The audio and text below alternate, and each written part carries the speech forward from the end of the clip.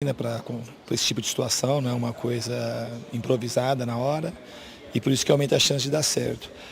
E também não sei se foi isso o grande motivo da gente virar o jogo, embora que pese que o Pablo tenha feito os 2 gols, ainda bem que ele fez os 2 gols, que ele estava merecendo, mais do que precisando, merecendo. Mas o time mudou um pouco a postura, foi muito mais intenso. É claro que a expulsão do jogador do Santos facilitou um pouco, mas o determinante, acredito que foi a intensidade que a equipe teve no segundo tempo, mais parecido com o jogo de quarta-feira. Já deu tempo de falar com o Pablo, que assim, o Pablo saiu, a gente foi seco para falar com ele porque ele foi o autor dos 2 gols e além disso, ele era um cara que estava precisando marcar. Estava sendo muito cobrado, enfim, não marcava desde o dia 22 de janeiro, ele marcou com a Água Santa. E a gente sabe que você tinha como uma das prioridades resgatar ele, um processo que você também fez com o Pato. Deu tempo de falar alguma coisa com ele? Não, falei mais antes, quando ele foi entrar, do que agora. Mas eu repito, mais do que precisando, ele estava merecendo.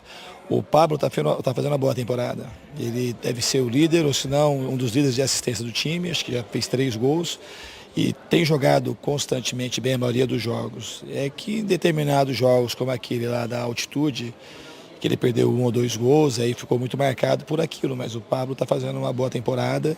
Por isso que a gente tem que trabalhar internamente, procurando ajudar o jogador, não desistir, para que no momento certo as coisas acabem acontecendo. E hoje ele acabou nos premiando com a vitória com os 2 gols que ele fez. Foi muito estranho não ter barulho nenhum, não ter torcedor. Jornalista, eu nem vou falar nada porque isso não faz muita diferença para vocês ali durante o jogo, mas assim, não ter a vibração da torcida, esse termômetro e também ter exposto tudo que vocês estavam falando ali, porque dava para ouvir claramente as instruções, assim como você também conseguia ouvir o que o Gesualdo falava. Então, eu queria que você falasse dessa experiência. É super estranho. O futebol que a gente pratica nesse mundo de alto rendimento, o torcedor é um dos grandes protagonistas junto com os jogadores. Então a gente ficar sem o torcedor, para a gente hoje, sempre faz falta não jogar sem a torcida. Ainda mais a torcida do São Paulo, o jeito que está se encaixando com o time, criando uma conexão muito boa, dando uma sinergia grande. Na quarta-feira eles já foram assim um jogador a mais, com certeza, desde o início. Então o jogador se sente muito mais contagiado, fica mais fácil para trabalhar assim. Porque o jogador sente a motivação do torcedor, passa, e nesse momento especial foi ruim para a gente tudo que está acontecendo nessa parada, porque o time, nessa conexão com a torcida, ela de fato está cada vez mais positiva e mais encaixada. Foi perfeito, só faltou aquela vibração, aquele aplauso do torcedor no final, né? Assim, antes, durante e no final. Agora, com essa indefinição da Libertadores, como é que fica o teu planejamento? Eu sei que já mudou até para a escalação do jogo hoje, provavelmente, não sei, você estaria até poupado o Vitor Bueno hoje, porque teria um jogo importante na terça-feira, agora não tem mais esse jogo. Não sabemos quando a Libertadores vai voltar. A gente não sabe, está muito indefinido. Talvez até o Paulista pare. A primeira decisão do Ministério da Saúde é orientar para que a federação fechasse os jogos na capital, o interior ainda continua com o público, mas como é que fica seu planejamento? Como é que vai ser a sua semana agora, sabendo que não tem a Libertadores? Não, a semana não é a mesma, evidentemente que não. Esse jogo também, talvez tivesse uma outra mudança, talvez. Não sei se a gente ia poupar alguém. Mas o que modifica muito, a gente já dá treino, já está naquela adrenalina da Libertadores e não vai ter mais. Então a gente tem que esperar os próximos acontecimentos para a gente saber se o Paulista vai parar ou não. Até a gente tem uma tendência que pare, porque o número de casos, a tendência racionalmente é que piore e que aumente, que prolifere o número de casos. Então, até por uma questão aí de saúde pública, talvez pare. Se não parar, esportivamente é bom. A gente fica treinando a semana inteira sem ter, para todos os times isso, sem ter o que jogar no final de semana. Então, e a gente também não sabe até quando isso vai durar. Então, de fato, o planejamento, em princípio, a gente vai planejar, vou retornar na terça-feira pela manhã e vai treinar para jogar no final de semana. Se não tiver nenhuma intercorrência, é isso que vai ser feito. Agora, o São Paulo finalizou, se não me engano, 22 vezes, o Santos 3. Agora, com um a mais no segundo tempo, você achou que o São Paulo insistiu muito em jogadas pelo meio, podia ter aproveitado mais as pontas? Como é que você avaliou aí o São Paulo explorando, né, em campo o fato do Santos estar com um a menos? Eu acho que sim. Acho que a gente tinha que ter jogado mais pelos lados, foi até uma orientação, não só contava com a mais.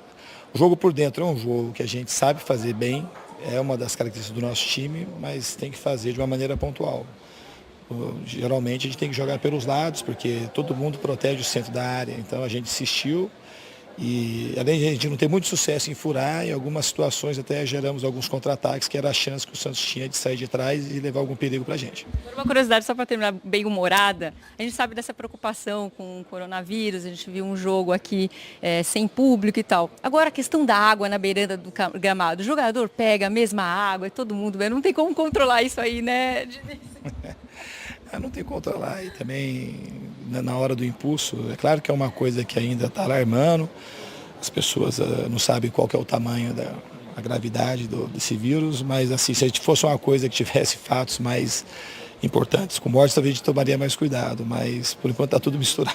Agora só eu, por minha parte aqui, eu vou liberar o Diniz para o Rodrigo fazer uma pergunta. Rodrigo Rodrigues, eu tenho que botar o fone de volta aqui. Grande músico. Aí, Rodrigo, você tá famoso aqui. Já viu o show do Rodrigo? Não, tô vendo, o cara não me convidou uma vez, não pude ir, esqueceu de mim. Então fala aí, Rodrigo, qual que é a sua pergunta para o Diniz? Jojo, prazer falar contigo pela primeira vez no ar. Parabéns pela primeira coletiva exclusiva da história. E a gente quer mandar um abraço. Não tô conseguindo ouvir o Rodrigo. Ela não tá ouvindo? Joana. Ele tá te dando parabéns pela primeira entrevista coletiva exclusiva. E que mais, gente? Não, parabéns foi pra ela, não foi pra ele, não. Pra ele é um abraço meio do Pedrinho. Ah, é pra mim o parabéns. Ah, tá, muito obrigada. E qual é a pergunta do Rodrigo?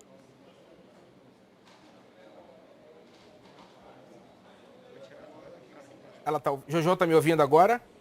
Não, o Pedrinho quer mandar um abraço pro Diniz, dizendo que admira muito o trabalho dele. E eu também tô mandando um alô, dizendo que eu tô devendo um almoço e o convite pro show, que eu vou cumprir tudo isso. Não teve pergunta, mas o Pedrinho tá te mandando um abraço, que ele tá participando do Troca também. E o Rodrigo, eu não tô conseguindo ouvi-lo, mas tenho certeza que ele já fez o convite para você curtir a banda dele, que ele toca muito também.